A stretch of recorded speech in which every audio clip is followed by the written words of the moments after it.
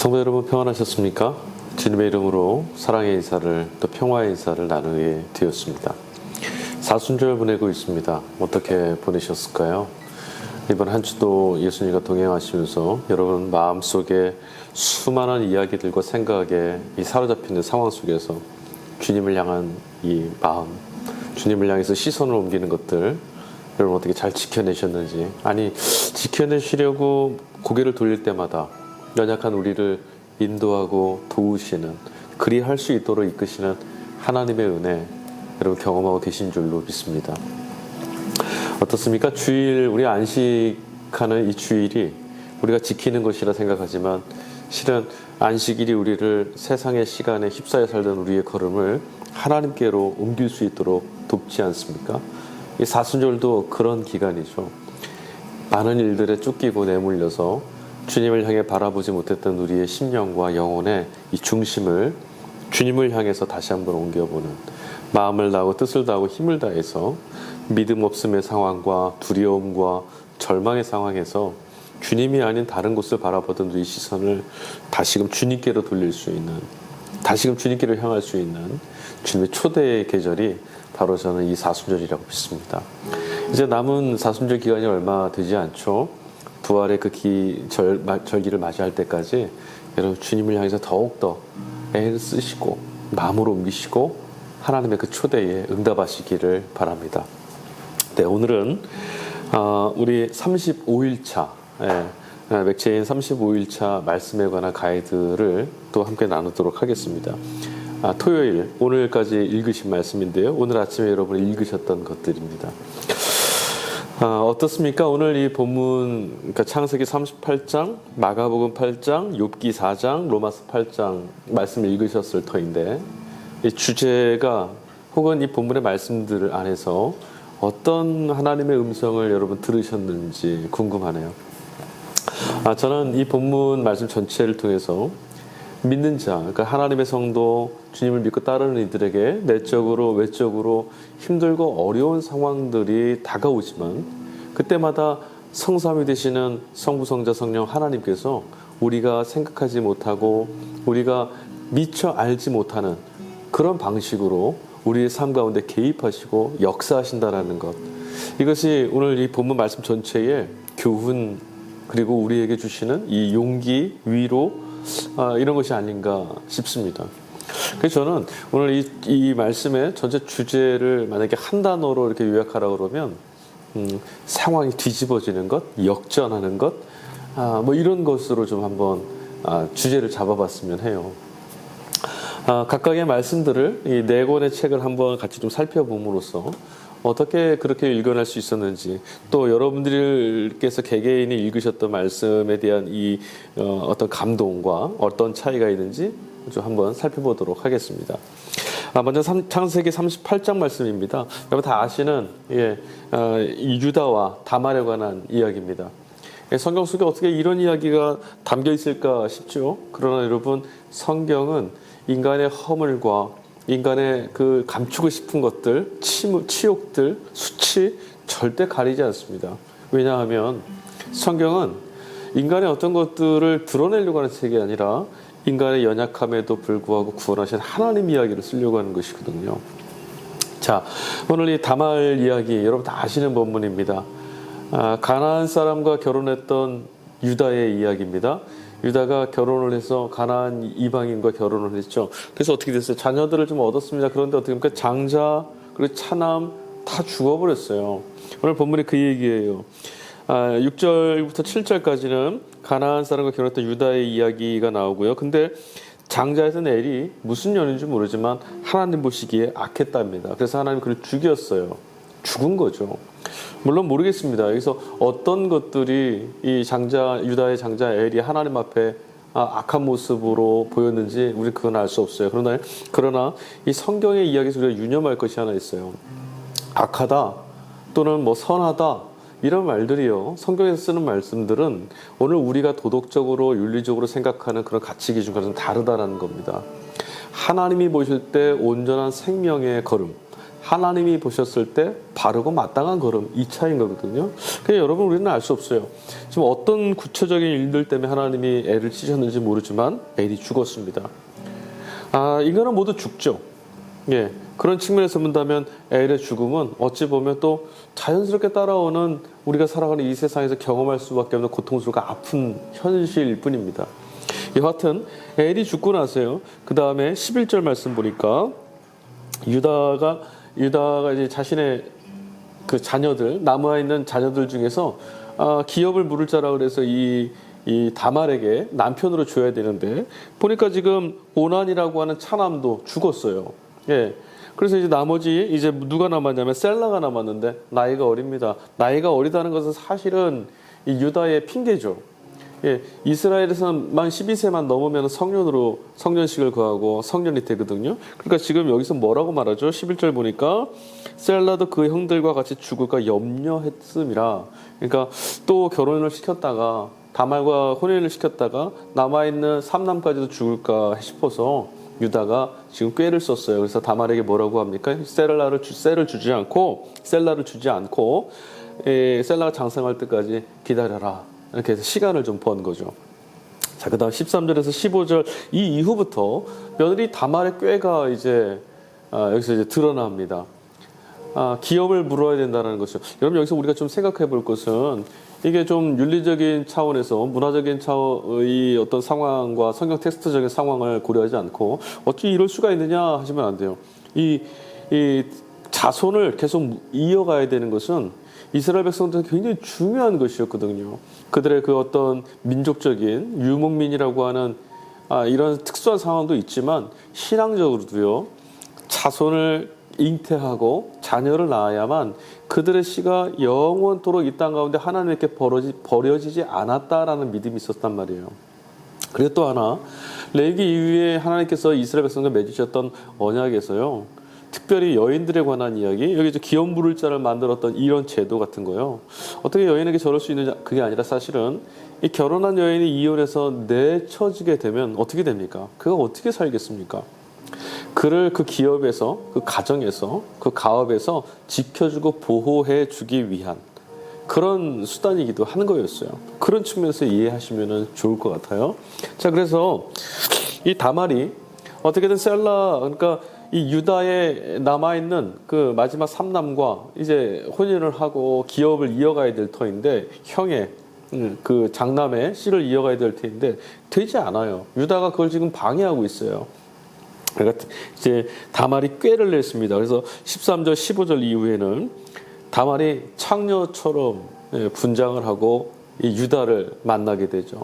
그 유다와 결국 동침을 하게 됩니다. 어찌 보면 목숨을 건 다말의 이 꾀죠. 이게 만약에 시도하는 과정에서 들통나거나 발각됐다라면 다말은 부정한 여인으로 죽었을 겁니다. 그러니까 목숨을 건 거예요. 자, 그 다음 18절에서 15절 이후에 보니까 그렇게 해서 하룻밤을 보내고 난 다말인데, 후일에 보니 어떻게 됐습니까? 다말의 배가 자꾸 불러와요. 임신했죠. 그런데 마을 사람들은 어떻습니까? 그가 지금 남편을 잃은 과부라는 걸 알고 있어요. 그런데 지금 임신을 했다는 것은 어딘가 지금 부정한 일을 했다라는 것이 되지 않겠어요? 그래서 지금 마을 사람들이 그녀를 지금 죽이려고 합니다. 그때 다말이 말하죠. 누군가 나에게 약조를 주고 징표를 주었다. 그 사람이 있었는데 그 누구냐? 봤더니 지금 이 유다와 동침했을 때 다말이 요구했던 것, 도장, 끈, 지팡이를 드러냅니다. 18절에서 20절까지. 그래서 사람들이 그것을 갖고 봤더니 주인이 누굽니까? 바로 자기의 시아버지 유다였죠. 유다가 인정합니다. 맞다. 내가 그에게 마땅히 하나님께서 명하셨던 기업 물을 자의 책임을 다 지지 못하도록 방해했다. 내 잘못이다. 인정합니다. 그래서 이제 그 무슨 관계가 이제 해결이 됩니다. 그래서 이 다말은 유다를 통해서 어떻게 되죠? 씨를 잇게 돼요. 근데 놀라운 것은 우리가 봤을 때 정말 깨어지고 상한 것 같은 이런 엉망 같은 상황인데요. 이 유다 다말과 사이에 나왔던 이 씨 기업으로 인하여서 예수 그리스도가 이 땅에 나오시죠. 이어지는 거예요. 하나님의 아들의 계보가 이런 관계 속에서 우리가 봤을 땐 정말 형편없는 관계인 것 같고 엉터리 같은 상황인 것 같은데, 이런 깨진 상황에서도 하나님께서 당신의 아들을 찾아오게 하시는 길로 삼으셨다는 거예요. 자, 그러니 어떻게 됩니까? 지금 이 다말이 변장을 하고 유다를 속이고 꾀를 내어서 어떻게 했어요? 자신의 인생과 삶의 이 어떤 눌려있던 모든 상황을 뒤바꾸었죠. 예, 역전됐습니다. 상황이 완전히 뒤바뀌어진 거예요. 이런 것들을 하나 좀 읽었어요. 그 다음 마가복음 신약으로 가보죠. 8장 말씀입니다. 이 안에도 여러 가지 이야기가 가득 담겨 있는데 특별히 우리 4천 명을 광야에서 먹이셨던 대목이 나옵니다. 6절과 9절 말씀 보니까요. 7병이어라고 하는데요. 예, 물고기 2마리와 보리떡 7개 이걸 가지고 4천 명을 먹이신 장면이에요. 광야에서 어떤 사람들이 있었죠? 굶주려 있는 사람들, 그들 보시기에 예수님이 불쌍히 여기셨거든요. 그들에게 하나님 예수께서 기적을 일으키셨죠. 자, 그 다음 19절에서 20절 말씀 가보면요. 주님의 말씀입니다. 광야에서 이 앞서 있었던 5천 명을 먹였던 오병이어 사건이나 이후에 이제 오늘 본문에 나와 있던 마가복음 8장에 나온 이제 7병이어 4천 명을 먹였던 그 사건, 그런 사건을 보고도 아직도 깨닫지 못했느냐라고 하는 주님의 말씀이 나와요. 어쨌든 이 두 가지 사건은 굶주리고 배고파서 기진해 있던 그들, 주님 보실 때 안쓰럽고 불쌍했던 그들을 주님이 먹이신 장면이죠. 그 다음 23절에서 25절 말씀에는 어떤 게 나오죠?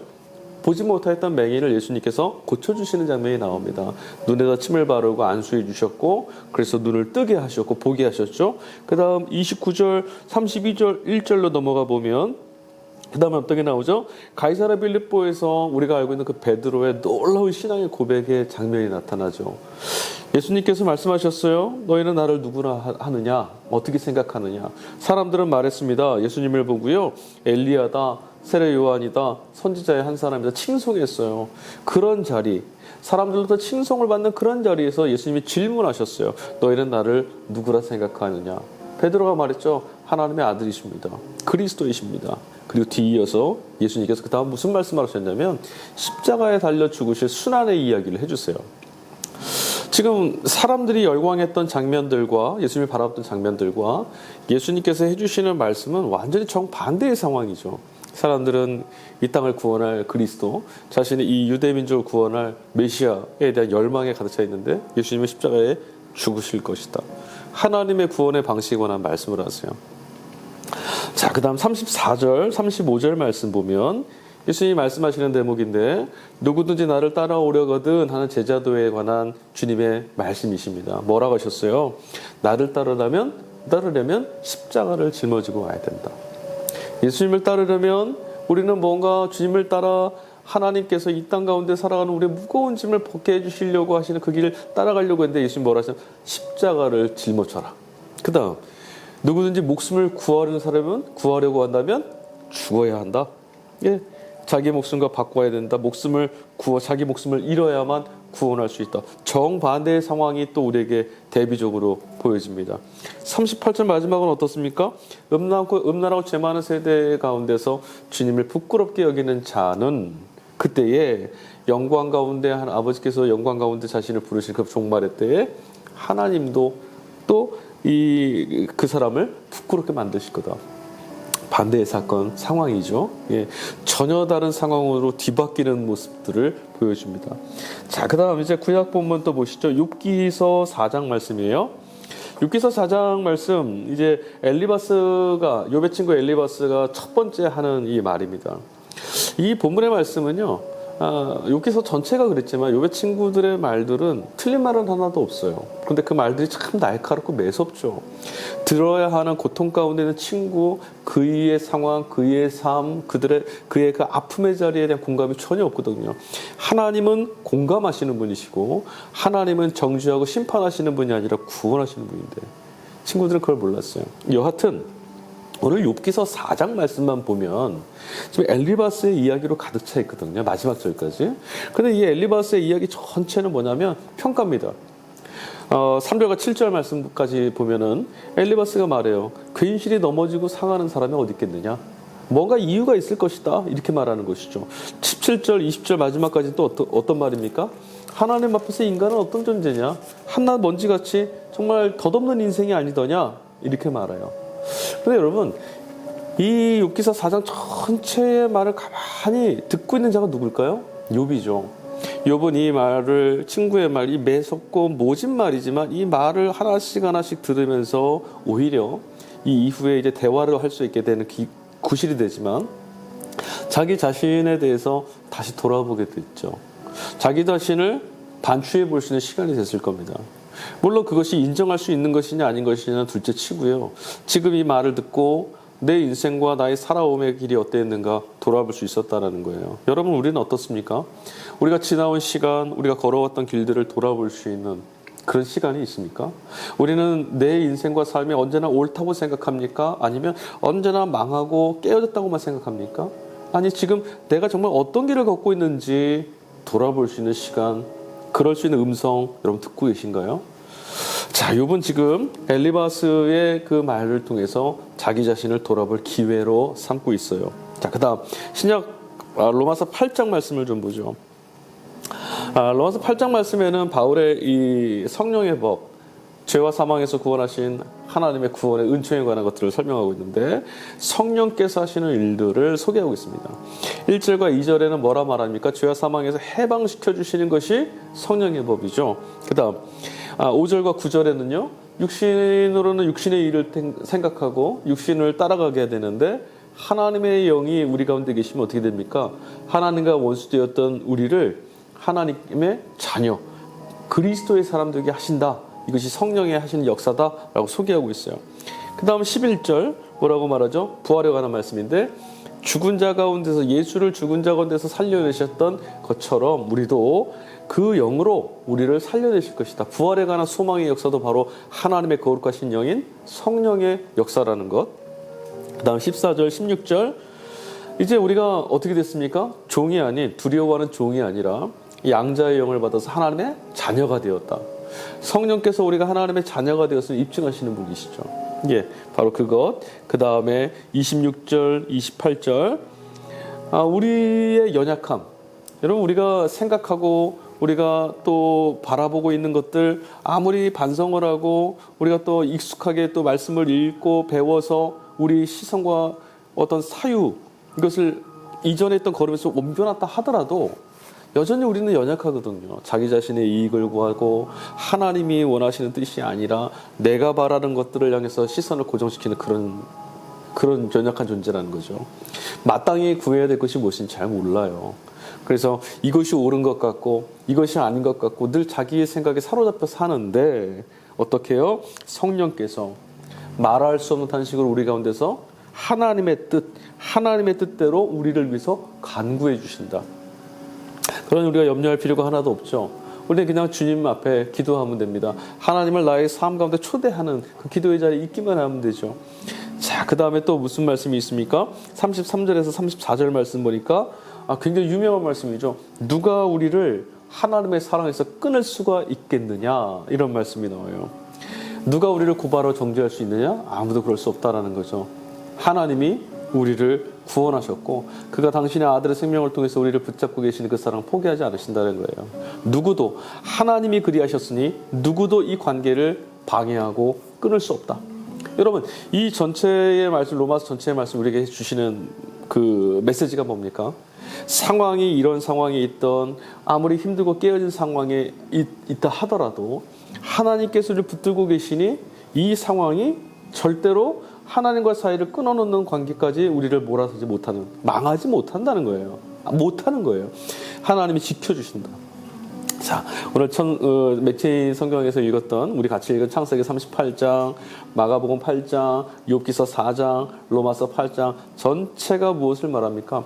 하나님 백성으로서는 하나님께로 향하는 어떤 열망, 열정, 하나님께 어떻게 살아야 되겠는가라고 하는 것들을 읽어낼 수도 있지만 또 한편으로 아까 말씀드렸다시피 우리에게 주어진 상황과 여건들을 합력하여 선으로 바꾸시는 하나님의 바꾸시는 역사가 있다는 거죠. 죄인이었던 우리를 하나님의 자녀로 삼아주시고 육신에 이끌려서 사망에 사로잡혀 살아야 되는 우리들을 하나님의 그 놀라우신 은총과 사랑 안에 붙들어 놓으신 분이 하나님이시라는 것, 그분의 역사가 오늘도 우리를 붙들고 있다는 것, 이것이 오늘 전체 35일차 말씀의 전체적인 주제가 아닐까 생각합니다. 여러분도 어떻게 읽으셨는지 모르지만 이와 비슷하게 읽지 않으셨을까 생각합니다. 정답은 없어요. 여러분 각자에게 주시는 말씀을 더 공고히 붙잡으시되 이 가이드 영상을 따라서 다시 한번 본문을 살펴보시면서 또 다른 해석의 유익함을 좀 얻어가시면 좋겠습니다. 감사합니다. 다음 강좌에서 다시 뵙겠습니다.